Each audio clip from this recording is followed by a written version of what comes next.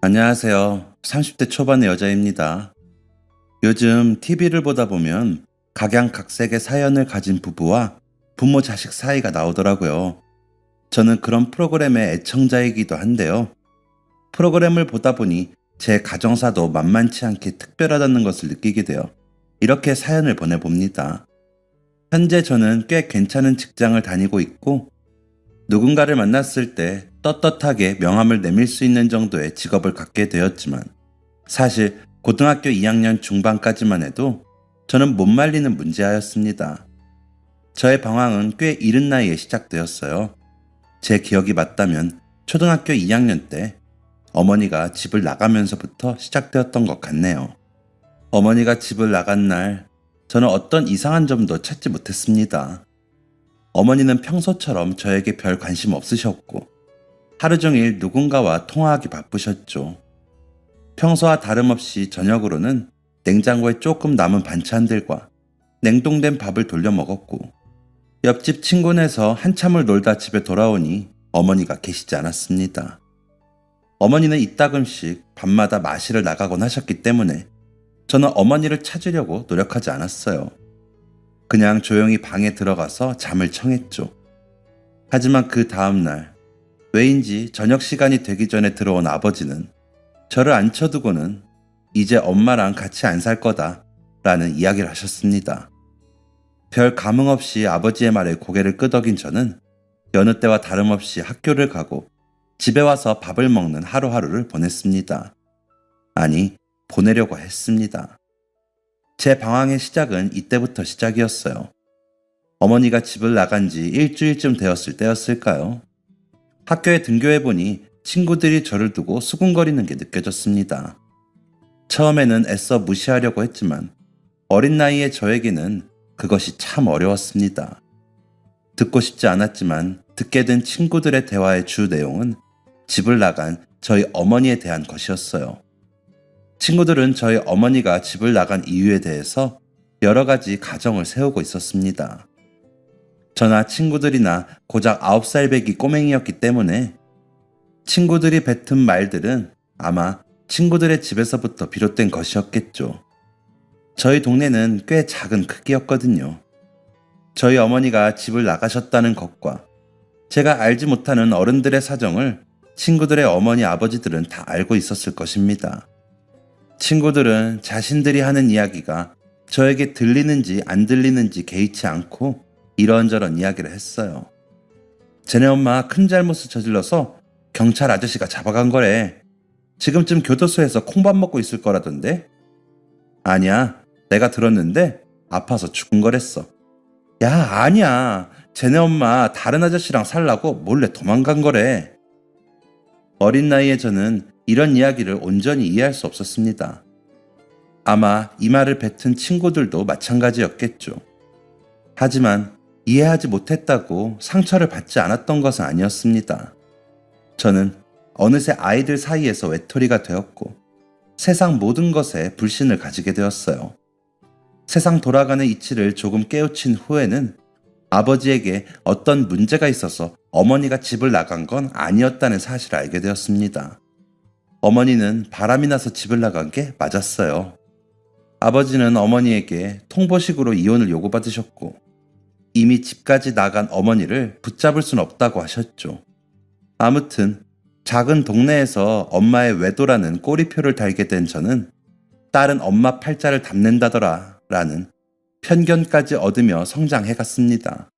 하지만 저는 결코 주눅들지 않았어요. 오히려 저를 따돌리는 친구들과 저를 무시하던 동네 어른들에게 더 강하게 대했죠. 저의 그런 행동이 자격지심과 피해의식에서 비롯된 것이라는 사실을 알게 된 건 아주 나중의 일입니다. 전 저를 가지고 뒷말을 하는 것 같은 친구가 보이면 그 친구의 멱살을 잡고 주먹질을 했고 이런 행동은 죄 없는 친구를 다치게 하기에 이르렀습니다. 또 시내에 나가서 동네 어른들이 저를 보고 수군거리면 장사하는 집에 가판대를 엎어버리기도 했죠. 저의 도를 넘는 행동이 늘어나면 늘어날수록 저에게 달렸던 엄마가 바람나서 집 나간 애라는 꼬리표는 사라지고 금수만도 못한 버릇없는 계집아이라는 꼬리표가 달리게 되었습니다. 저에게서 바람난 엄마의 흔적이 사라진다는 건 나름 괜찮은 일이었어요. 그래서 저의 우악스러운 행동은 점점 심해져 갔습니다. 그렇게 지내다 보니 저를 따르는 무리들이 생겼고 저는 일명 동네 깡패로 소문이 나 있었죠. 파출소도 내 집 드나들듯 다녔어요. 그곳에서 근무하시는 경찰관님들이 제 아버지의 번호를 외우고 계실 정도였으니 말 다 했죠. 이쯤 되니 저희 아버지는 어떤 분이셨을지 궁금하실 것 같네요. 저희 아버지는 좋은 분이십니다. 이렇게 좋은 사람이 세상에 또 있을까 싶을 정도로 좋은 분이세요. 가정에 충실하고 직장에 충실하고 성실한 분이시죠. 아버지로서도 마찬가지였습니다. 다정하고 사랑이 넘치는 분이셨다고는 말 못하겠지만 그렇다고 못된 아버지는 아니었어요. 그저 사랑받아본 적 없어서 사랑을 표현할 줄 모르는 우리네 아버지의 모습 그대로인 분이십니다. 하지만 너무나 어렸고 어머니의 사랑마저 받아본 적 없었던 제가 그런 아버지의 마음을 이해할 수 있었을 리가 없었죠. 저는 사고를 쳐서 파출소에 잡혀있는 저를 데리러 온 아버지에게 발길질을 하고 의자를 집어던지는 등 자식으로서 또 사람으로서는 해서는 안 되는 행동도 많이 저질렀습니다. 하지만 그런 저에게 아버지는 단 한 번도 소리를 지르거나 손찌검을 하신 적이 없어요. 그저 내가 잘못했다. 그러니 그만해라. 라는 말만 하실 뿐이었죠. 차라리 아버지가 윽박 지르시거나 화라도 내시면 좋겠는데 제 눈에는 아버지가 답답해 보이기만 했고 저의 마음속 응어리는 풀어지지 않은 채 그렇게 쌓여만 갔습니다. 무엇을 향한 분노인지도 모른 채 세상을 향한 원망만 쏟아내던 저는 그렇게 고등학생이 되었습니다. 제가 입학한 고등학교는 제가 살던 동네에서 인구 규모도 크고 학군도 잘 잡혀있는 곳이었어요. 저는 멋모르는 어린아이였기 때문에 주변을 살펴볼 생각은 못하고 고등학생이 되고 나서도 대장질을 할 생각뿐이었습니다. 그런데 중학생 때까지만 해도 저를 따르던 아이들이 중학교를 졸업하고 난 후 연락이 안 되더니 입학 후엔 제 연락을 비롯해 제 부름마저도 무시하더군요. 그 이유를 묻는 제게 아이들은 우리도 이제 고등학생이잖아. 언제까지 그렇게 살 순 없지. 그동안 우리가 너를 따르긴 했는데 이제는 그럴 일 없을 테니까 너도 정신 차리고 공부 좀 해. 라고 이야기했습니다. 그래도 친구라고 믿었던 아이들이었기 때문에 배신을 당했다고 여긴 저는 그 자리에서 또 한바탕 주먹질을 하고 다른 무리들을 이루게 되었습니다. 동네도 커졌고 학군도 좋은 곳이었지만 문제 있는 아이들은 있었기 때문에 저는 한 무리에 속할 수 있었어요. 하지만 예전처럼 동네 대장 노릇을 하지는 못했습니다. 그저 일진이라고 하는 무리에 겨우 속해 소속감을 느끼는 정도밖에 하지 못했습니다. 진정한 우정, 친구 간의 애정, 그런 것은 바란 적도 없고 바랄 수도 없었습니다. 그저 저와 같은 무리에 속해 있는 아이들 모두가 마찬가지였을 거예요. 함께 모여 무리를 이루고 다른 학생들 위해 군림하는 우월감이 그들과 저의 전부였으니까요. 그렇게 저는 고등학교 입학 후 1년이라는 세월을 선배들의 심부름과 동급생 중 서열이 높은 아이의 시종 역할로 채워 넣었습니다. 물론 제 힘으로만 되지 않는 일은 다른 동급생들을 시키기도 했죠. 참, 지금 생각해도 부끄러운 과거네요. 이렇게 망나니처럼 살던 제가 새 인생을 살게 된 건 나영이와의 만남 덕분입니다. 나영이는 2학년 1학기 첫날 서울에서 저희 반으로 전학 온 아이였어요. 교탁 앞에 서서 당당하게 자기소개를 하는 나영이는 당차고 떳떳해 보였습니다. 저는 그런 나영이의 모습이 부러웠나 봐요. 저는 나영이의 뒷자리에 앉아 나영이의 어깨를 연필로 꾹꾹 누르며 야, 서울에서 왔다고 너무 기고만장한 거 아니야? 처음 온 날이면 고개 숙이고 분위기부터 살펴야지 라는 말도 안 되는 시비를 걸었습니다. 보통 이런 경우라면 다른 애들은 무언가 이상한 것을 느끼고 움츠러들기 마련인데 나영이는 달랐습니다. 나영이는 자신의 어깨를 꾹꾹 누르고 있는 제 연필 지우개 부분을 덥석 잡고 고개를 돌리더니 제 명찰을 흘낏 보고 이렇게 말했어요. 황유정? 이름은 예쁜데 말하는 꼬락서니는 영. 이 말을 끝으로 잡고 있던 연필을 밀치듯 놓은 나영이는 저에게 언제 그렇게 차가운 말을 했냐는 듯 다른 아이들과 하하호호 떠들었습니다. 저는 그때 생각했습니다. 아, 잘못 건드렸다 라고요. 유정이는 얼굴도 예쁜데다가 사교성이 굉장히 좋은 아이였어요. 전학생이라고는 믿기지 않을 정도로 빠르게 기존 학생들 사이에 섞여들었죠. 게다가 공부도 잘해서 선생님들의 예쁨을 받았습니다. 팔방미인, 딱 유정이에게 어울리는 말이네요. 저는 그런 유정이가 영 마음에 들지 않았어요. 그래서 일부러 유정이에게 짓궂은 행동을 많이 했습니다. 하지만 유정이는 그런 제가 보이지 않는다는 듯이 아무렇지 않게 행동했어요. 그렇게 일방적으로 유정이에 대한 앙심을 키워가던 중 제 인생을 바꾸는 사건이 일어났습니다. 어쩌다 그런 이야기가 나왔는지는 기억나지 않습니다. 또렷하게 기억나는 것은 저와 어울렸던 무리의 한 아이가 어디선가 듣고 온 제 어머니에 대한 이야기를 먼저 꺼냈다는 것이에요. 야, 니네 엄마 바람나서 집 나갔다며? 분명 저를 조롱하는 말투와 태도였습니다. 이에 저는 그만하라는 의사표시를 분명히 했지만 그 아이의 태도는 여전했어요. 얼마나 남자가 좋으면 지 새끼도 버리고 집을 나가? 여자가 애를 낳으면 모성애라는 게 생긴다는데 너네 엄마는 그딴 것도 없었나 보다. 이후에는 주변 아이들마저 이런 말에 동조하기 시작했어요. 그러니까 아무리 남자한테 미쳐도 그렇지 보통 자기 자식은 데려가지 않냐? 야, 네 인생도 진짜 불쌍하다. 불쌍하다고 말은 했지만 정말 저를 안타깝게 생각하는 말투는 아니었습니다. 어디 한번 당해보라는 고약한 심보가 그대로 느껴지는 말투였죠. 그런데 여기까지는 참을 수 있었습니다. 그동안 들으면서 자라온 이야기니까요. 하지만 처음 이 이야기를 꺼낸 아이의 입에서 나온 말은 저를 도저히 참을 수 없게 만들었습니다. 그 말에 별다른 타격을 받지 않아 하는 제가 꼴보기 싫었던 그 아이가 최후의 수단으로 제 아버지를 들먹였기 때문이죠. 아, 알만하네. 얘 지금 아빠랑 둘이 산다고 하지 않았어? 이 정도면 니네 아빠한테 문제 있는 거 아니냐?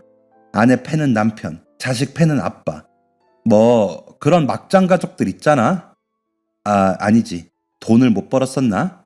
그래서 못 견디고 집 나간 거 아니야? 한 번도 본 적 없는 저의 아버지를 들먹이며 자기네들끼리 깔깔거리는 일진 무리들을 보며 저는 분노를 참을 수가 없었습니다. 그렇게 의자를 박차고 일어나려는 순간 제 뒤에서 앙칼진 유정이의 목소리가 들렸어요. 이 미친년들이! 유정이의 고함을 들은 다른 아이들은 뭐 하냐는 듯 유정이를 노려보았고 이후에는 온갖 욕설이 섞인 개싸움이 이어졌습니다. 저는 유정이 같은 모범생이 대체 왜 이런 행동을 하는 건지 이해하지 못하며 상대 아이들과 싸울 뿐이었죠. 교실에서 있었던 싸움은 선생님들의 개입으로 일단락되었고 각자 반성문을 써서 제출하고 교내 봉사를 하는 것으로 정리되었습니다. 사실 징계를 받을 만한 사안이었는데 유정이가 워낙 선생님들의 신임을 받고 있던 학생이다 보니 가볍게 끝날 수 있었던 것이죠. 그날 이후 저는 일진 무리에서 완전히 배제되었고 왕따가 되고 말았습니다. 저는 소속감만으로 학교 생활을 하던 사람이었기 때문에 친구들 사이에서 투명 인간 취급을 당하는 걸 너무 힘들어했어요. 그래서 점차 학교를 나가지 않게 되었습니다. 그렇게 학교를 나가지 않았던 날, 저는 동네에서 우연히 유정이를 보게 되었습니다. 분명히 학교를 가야 할 시간인데 유정이가 동네에 있다니 의아했죠. 유정이는 저를 발견하자마자 환하게 웃으며 손을 흔들었습니다. 야, 오나영! 하지만 저는 저를 향해 성큼성큼 걸어오는 유정이를 피해 도망치고 말았어요. 하지만 유정이는 도망치는 저를 너무나 손쉽게 따라잡았습니다. 뭐야, 왜 도망을 가? 사람을 봤으면 인사를 해야지. 학교 밖에서 보니까 얼마나 반갑냐. 그나저나 너도 이 동네 사는 줄은 몰랐네. 너 왜 요즘 학교 안 와? 저번에 애들이랑 싸운 것 때문에 그래? 야, 걱정하지 말고 학교 와. 내가 있잖아. 유정이는 할 말이 많았는지 저를 옆에 앉혀두고 온갖 이야기를 꺼내두었습니다. 첫 만남 때 제가 유정이에게 한 말이나 그동안 제가 유정이를 못살게 굴었던 건 모두 잊은 것처럼 말이죠. 나름 양심의 가책이라는 것을 가지고 있던 저는 유정이에게 조용히 물었습니다. 물론 곱게 물어보지는 못했어요. 너 내가 불쌍해서 이래? 친구들이랑 한바탕 하고 그러고 나서 왕따 된 게 불쌍해서 이러지? 너가 이런다고 내가 고마워할 것 같아? 제 말을 들은 유정이는 제 눈을 빤히 쳐다보더니 이내 제 등짝을 한 대 후려치고 크게 웃기 시작했습니다. 너 진짜 말 얄밉게 한다. 누가 너 불쌍해서 그런데? 같은 반 친구를 밖에서 만났는데 반가워서 인사한 거지. 저는 유정이의 말에 괜히 얼굴이 화끈거리는 것을 느꼈습니다. 저를 대하는 유정이의 태도가 훨씬 어른스러워 보였기 때문이죠. 저는 그렇게 유정이 앞에서 도망치듯 자리를 피하려고 했습니다. 하지만 유정이는 그런 제 뒤를 얼른 따라잡았어요. 결국 저는 유정이와 함께 동네 인근을 돌아다니며 이런저런 이야기를 하게 되었습니다. 그런데 너는 왜 학교 안 가고 여기 있는 거야? 아, 엄마가 병원에 가셔야 해서. 어디 아프셔? 응, 몸이 좀 약하셔. 평소엔 주말마다 나랑 병원을 같이 가시는데 이번엔 좀 급하게 검사를 해야 해서 내가 학교를 뺐지 뭐. 너 공부도 잘하고 좋은 대학 갈 거라고 하던데 출석 뭐 그런 거 중요한 거 아니야? 중요하지. 그런데 그것보다 엄마가 더 중요하잖아. 지금 당장 보호자가 있어야 검사를 할 수 있다는데 내가 어떻게 학교를 가냐?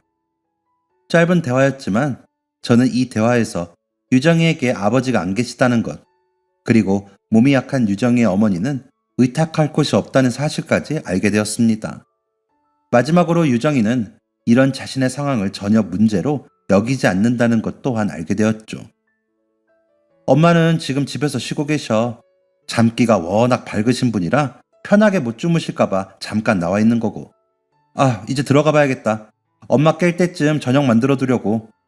유정이는 저에게 이렇게 만나서 반가웠다는 인사를 건넸고 꼭 학교에서 다시 보자는 말을 남기고 일어나려고 했습니다.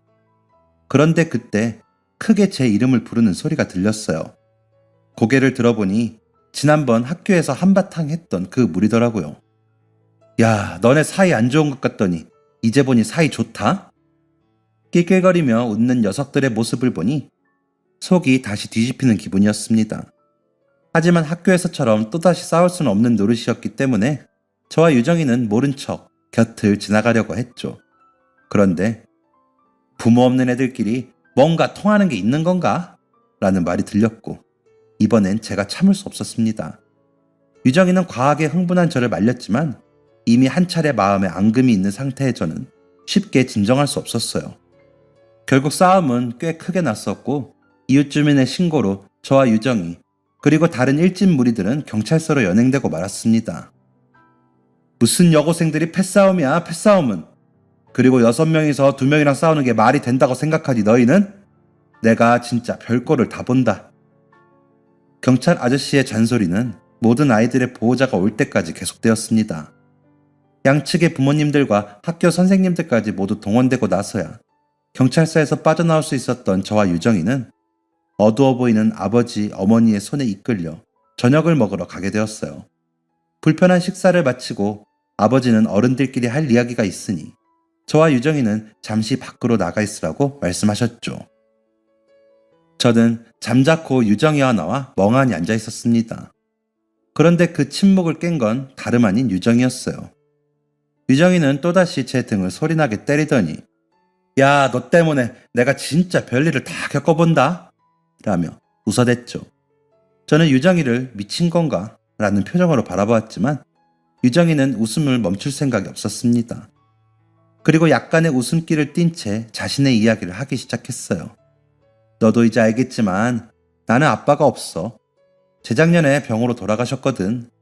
내가 아주 아기일 때부터 몸이 아프셨던지라 나는 아빠가 살아계실 때도 아빠 없는 애 소리를 많이 듣고 자랐어.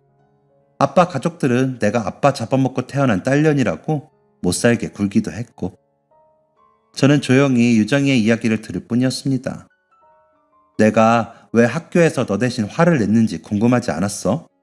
나는 네가 그 기집애들한테 그런 말을 듣고도 아무렇지 않아 하는 모습이 꼭 나 같은 거에 화가 났어. 너 옛날부터 엄마 없는 애 소리 자주 들었지? 그리고 그런 얘기를 하도 들으니까 익숙해진 거고. 고개를 끄덕이고 있는 저에게 유정이는 말을 덧붙였습니다. 그거 너무 참지 마. 참고로 이건 우리 엄마가 해준 말이다. 그런 말 듣고 상처받을 바에야 주먹 다짐이라도 하라는 거지. 유정이의 말은 저에게 꽤나 위로가 되었지만 저는 유정이와 저의 다른 점에 집중할 수밖에 없었습니다. 너는 엄마랑 사이가 되게 좋은가 보네. 이 말을 들은 유정이는 아차 싶은 표정이었어요. 무언가를 생각하는 듯했던 유정이는 한참 가라앉은 목소리로 또다시 자신의 이야기를 꺼내놓았습니다. 아니, 나 엄마랑 사이 별로 안 좋아. 그냥 좋아지려고 아직도 노력하는 중이야. 엄마를 끔찍하게도 생각하는 것 같았던 유정이의 입에서 이런 말이 나오다니 저는 조금 깜짝 놀랐습니다. 엄마는 맨날 바빴어. 일을 하느라 바빴던 것도 아니었고 아빠 간병하느라 바빴던 거였지. 내가 조금 큰 다음부터는 일주일에 반 이상을 아빠 병실에서 보내시더라고. 나는 그게 왜 그렇게 못마땅했는지 모르겠어. 아마도 나는 아빠 없는 애 소리를 듣고 친가 쪽 사람들한테 구박받는 게 엄마가 내 옆에 없었기 때문이라고 생각했던 것 같아. 저는 유정이가 겪었던 상황이 저와 굉장히 비슷하다는 생각을 하며 유정이의 말에 귀를 기울였습니다. 그래도 엄마한테 티를 내진 않았어. 착한 딸내미 노릇을 했던 거지. 그런데 내가 그럴 수 있었던 이유는 언젠간 아빠가 건강을 회복할 거라는 믿음 때문이었어. 솔직히 엄마가 그렇게 열심히 간병을 하는데 안 나오면 이상하잖아. 유정이는 괜히 발에 치이는 돌멩이를 발로 툭툭 건들고 있었습니다. 그런데 아빠가 죽었어. 그리고 아빠가 죽은 지 한 달도 안 돼서 엄마는 쓰러졌고, 엄마가 쓰러지기만을 기다린 건지 엄마가 쓰러지자마자 아빠 형제들은 아빠의 조금 남아있던 재산까지 털어가더라. 나는 그 모습을 지켜볼 수밖에 없었어. 아는 것도 없고 도움받을 만한 어른도 없었으니까. 진짜 온몸이 부들부들 거릴 정도로 화가 나는데 할 수 있는 게 아무것도 없다는 게 얼마나 끔찍한지 알아? 저는 잠자코 유정이의 말을 기다렸습니다. 무진장 끔찍해. 근데 그 끔찍한 감정이 나한테 알려준 게 하나가 있어. 그게 뭐냐고 묻는 제 눈빛에 유정이는 주먹을 불끈 쥐어 보이며 이렇게 말했습니다. 화는 내일 사람한테 내야 하는 거다. 그리고 눈 뜨고 코 베이지 않게 똑똑한 어른이 되자. 내가 화낼 대상은 우리 엄마가 아니었어. 아빠도 아니었지. 아빠는 원치 않게 아팠을 뿐이었고 엄마는 그런 아빠를 너무 사랑했을 뿐인 거야. 나쁜 건 아빠가 죽길 바랬다는 듯이 행동한 아빠의 가족들이었던 거고. 그래서 난 엄마를 미워하는 것을 멈추기로 했어. 그리고 화를 낼 사람한테 내기로 했지. 너를 도와준 것도 이런 이유 때문이야.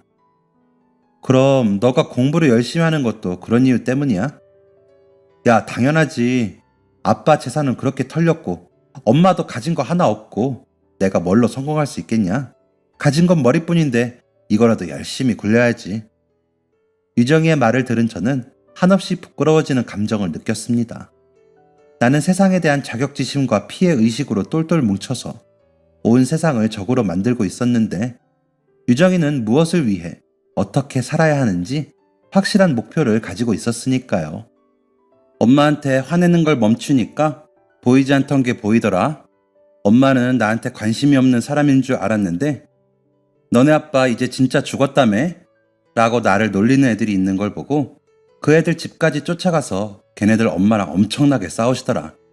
나는 우리 엄마가 그렇게 소리 지르는 거 처음 봤잖아. 근데 그때 우리 엄마 몸이 안 좋아서 약을 한 봉지씩 달고 살았었거든. 약 때문에 온몸이 퉁퉁 부어 있으면서도 우리 딸한테 사과시키세요 라고 소리 지르시더라고.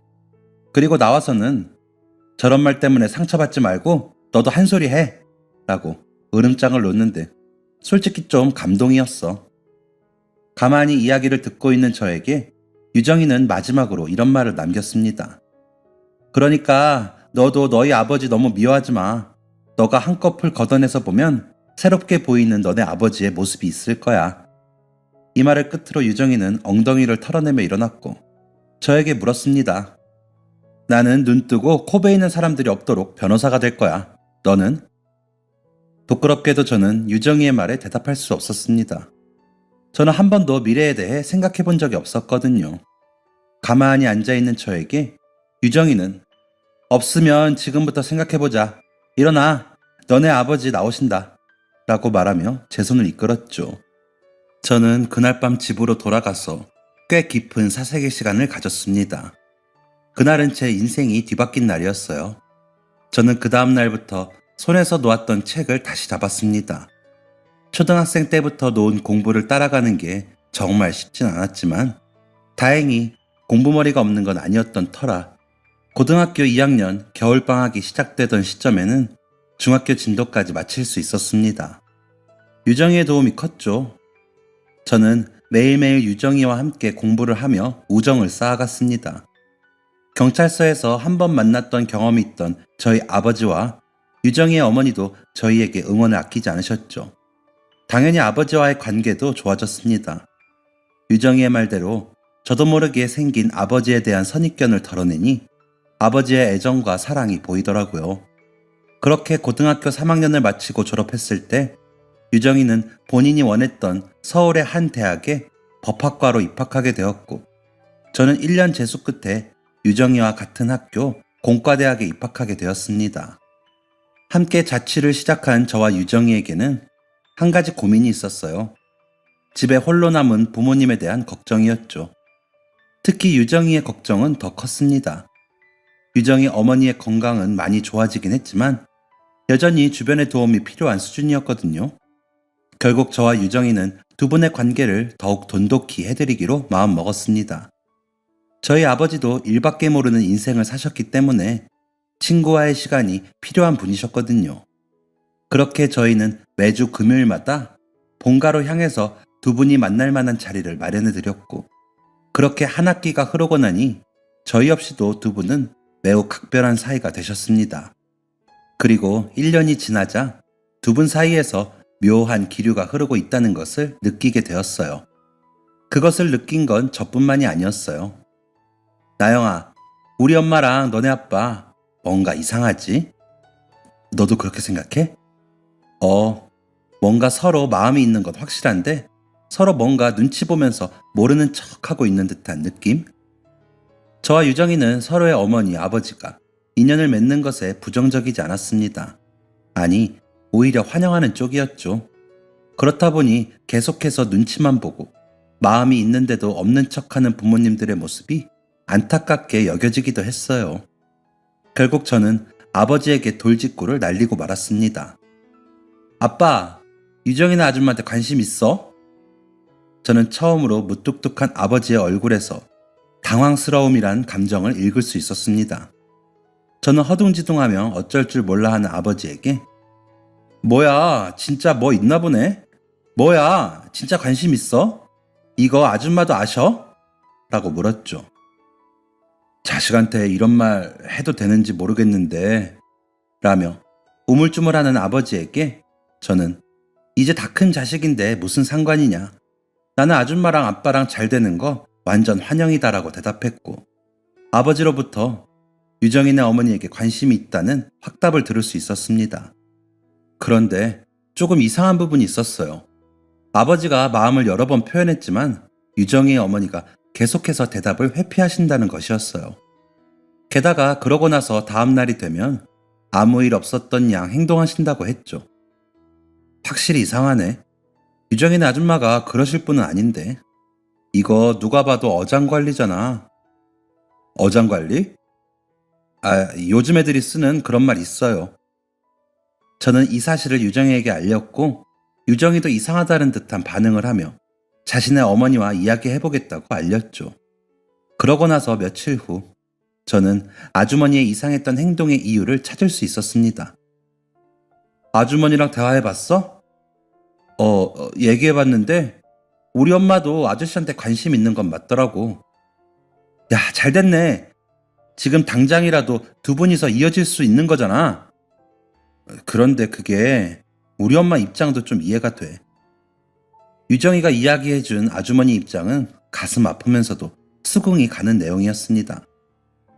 우리 엄마가 몸이 좀 안 좋으신 거 알지? 그치, 알지. 물론 지금은 많이 괜찮아지셨지만 언제 또 악화될지 모르는 상황인 것도 알고 있고? 그치, 나도 알고 우리 아빠도 알지. 유정이의 어머니는 왜 나영이의 아버지한테 마음이 있으면서도 만나지 않는 거냐라는 질문에 이렇게 대답하셨다고 합니다. 너희 나이라면 이 사람도 만나보고 저 사람도 만나보고 할 수 있겠지. 그런데 엄마 나이가 되면 그게 안 돼. 내가 이 나이 먹고 20대의 너희처럼 연애를 하는 건 말이 안 되잖니. 누군가와 가볍게 데이트도 해보고 만났다가 아닌 것 같으면 헤어지는 거, 그게 참 어려운 일이 됐다. 하지만 이것만으로는 설명이 부족했어요. 저와 유정이가 보기에 두 분의 마음은 꽤 깊어 보였거든요.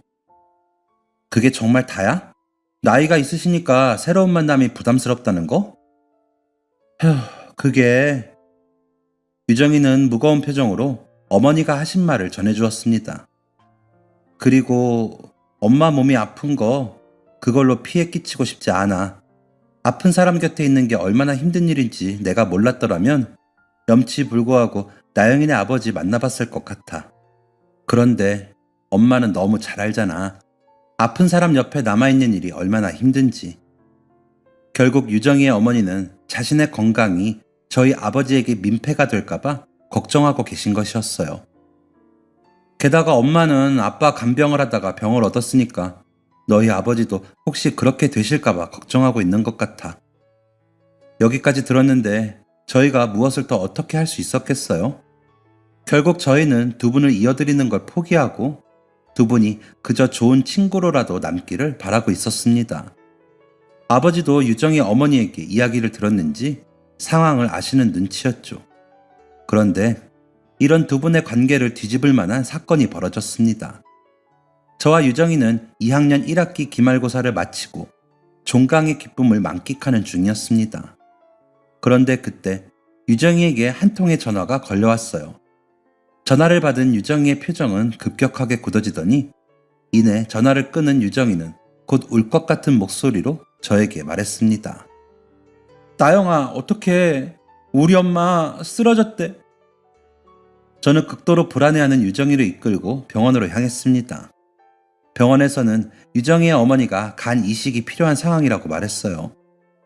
지금 당장 일상으로 복귀하는 건 무리라고 판단되고 입원해서 약물 치료를 받으며 몸을 안정시키고 이식자를 찾아서 이식을 진행하는 게 좋을 것 같습니다.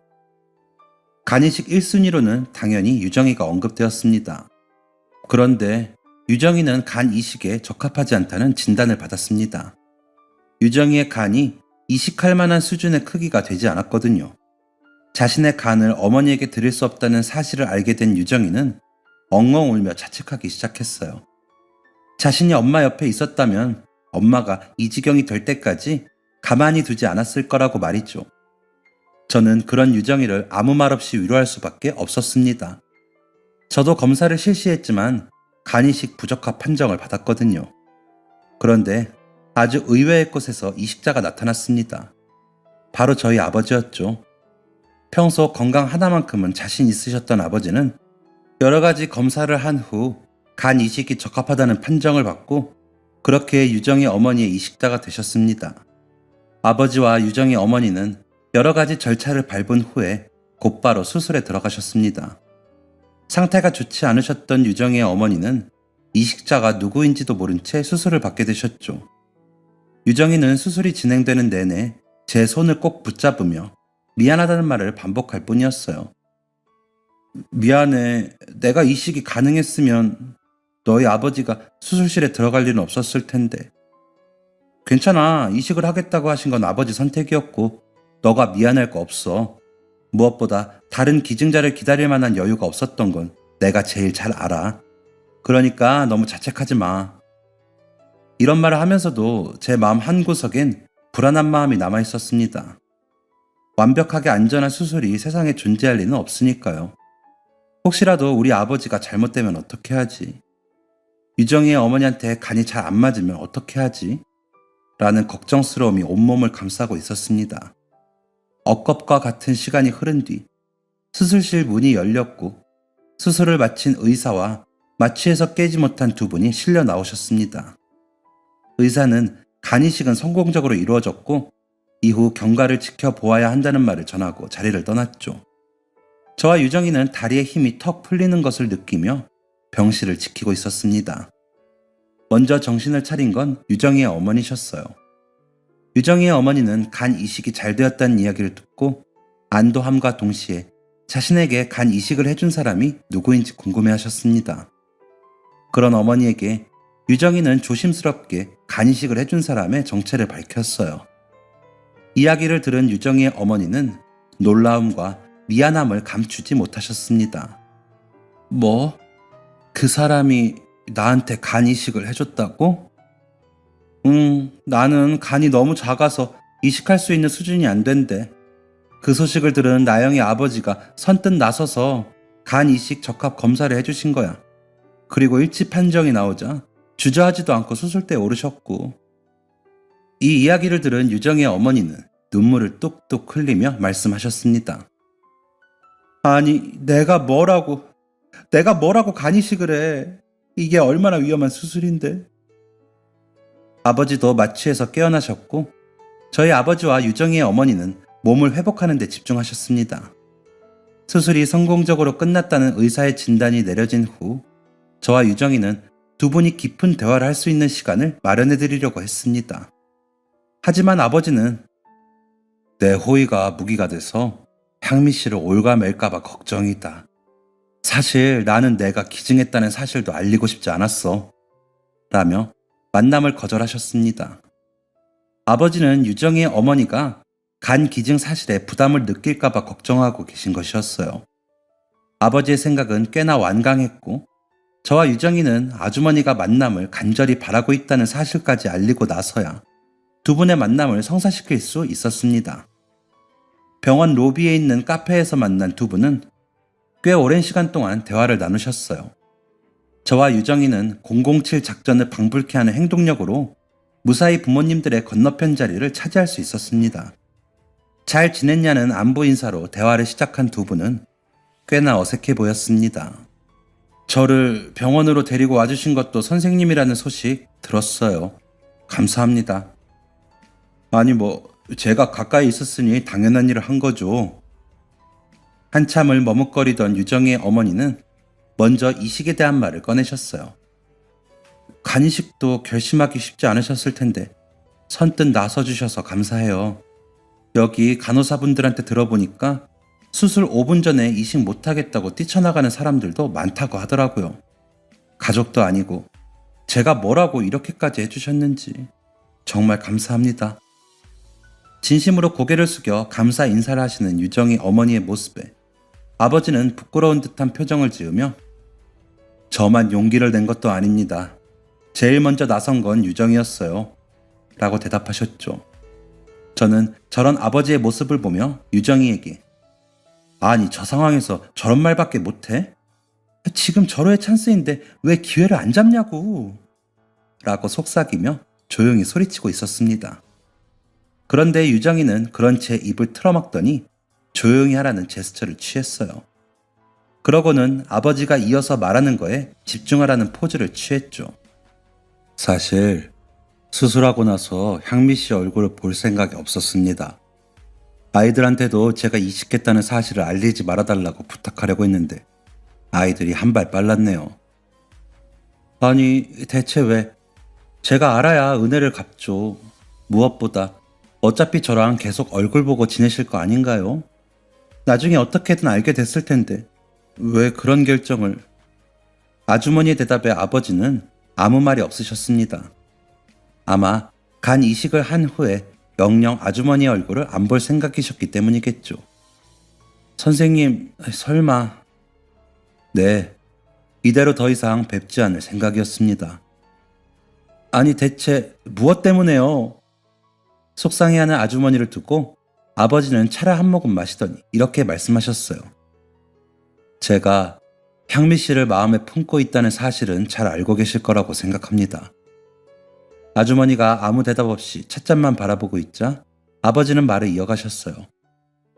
하지만 향미 씨는 제 마음을 받아줄 준비가 안 되어 있다고 하셨고 그 이유 중에 하나로 건강 문제를 꼽으셨죠. 혹시나 제 건강을 해칠까봐 만남도 미뤄왔는데 결국 제가 간이식을 해주었다는 걸 알게 되면 향미 씨가 죄책감을 느끼실까 걱정되었습니다. 무엇보다 말하기를 주저하는 아버지의 표정을 지켜보던 저와 유정이는 침을 꼴깍 삼키며 상황을 지켜보고 있었어요. 무엇보다 향미 씨가 그런 미안한 마음으로 저와의 만남을 억지로 허락할까 걱정되었습니다. 아버지의 속마음을 들은 아주머니의 눈에는 눈물이 그렁그렁 맺혀 있었습니다. 곧 눈물을 터뜨릴 것 같은 아주머니의 모습에 아버지는 당황하셨고 아버지가 티슈를 건네기도 전에 아주머니의 눈에서는 눈물이 떨어지고 말았어요. 왜 그런 생각을 하세요? 아주머니는 뒤늦게 건넨 티슈로 연신 눈물을 훔치며 아버지에게 이렇게 이야기하셨습니다. 저도 선생님한테 마음이 있는 걸 아시잖아요. 그런데 왜 그런 생각을 하시냐고요. 저와 유정이는 아주머니도 아버지에게 마음이 있다는 사실을 알고 있었기 때문에 그저 묵묵히 아주머니의 이야기에 집중할 뿐이었지만 아버지의 태도는 달랐습니다. 아버지는 그게 무슨 소리냐는 마음을 숨기지 못하며 당황스러운 표정을 짓고 있었어요.